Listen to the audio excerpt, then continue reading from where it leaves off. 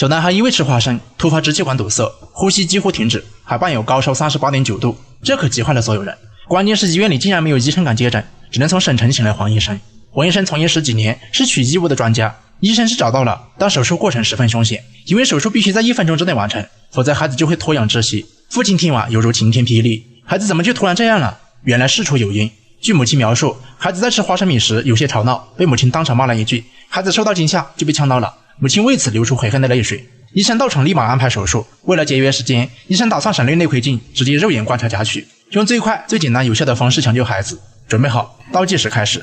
医生迅速将管钳塞入孩子喉咙，一边的窒息压力值也随时监测。由于孩子气管里的是熟花生，一夹就碎，一次只能夹出一点点，但是时间有限，这大大增加了夹取难度。好在黄医生经验丰富，找准目标，不一会儿又夹出一块。时间又过去了30秒，这时医生再次夹取出一块异物，左侧异物已经全